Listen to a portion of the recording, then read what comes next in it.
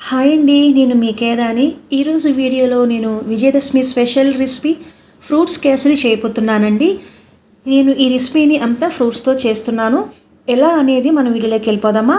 అయితే నేను ముందుగా ఒక కప్ అంతా సీడ్లెస్ ఖర్జూరాన్ని తీసుకుంటున్నాను. ఇలా మిక్సీలో వేసుకొని పేస్ట్ చేసుకుంటున్నానండి.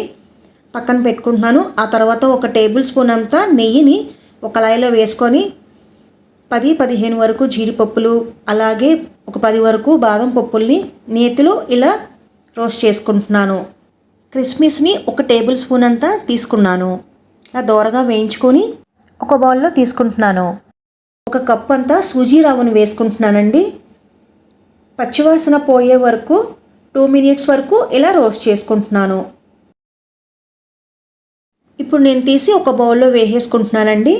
సో అదే కళాయిలో 3 కప్స్ వాటర్ని యాడ్ చేసుకుంటున్నాను. ఇలా బాయిల్ అయిన తర్వాత మరుగుతున్నప్పుడు రవ్వని ఇందులో వేసుకుంటున్నాను. ఇలా దగ్గరికి అయిపోవాలండి. ఇలా దగ్గరికి అయిపోయిన తర్వాత రవ్వ అంతా అందులోకి 2-3 యాలకుల్ని దంచి వేసుకున్నాను. ఒక టేబుల్ స్పూన్ అంతా ఫుడ్ కలర్ని వేసుకొని ఇలా కలుపుకుంటున్నాను.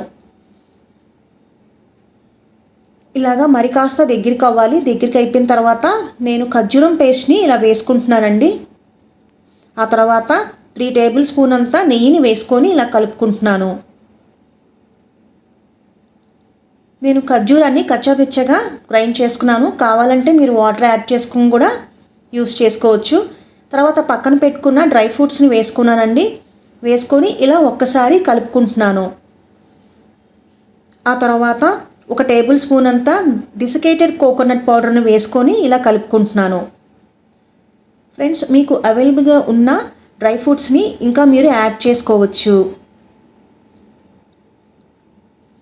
పంచదార, బెల్లం బదులుగా నేను ఖర్జూరాన్ని యూస్ చేసుకుంటున్నాను ఫ్రెండ్స్. ఆ తర్వాత మరొక టేబుల్ స్పూను నెయ్యి యాడ్ చేసుకుంటున్నాను.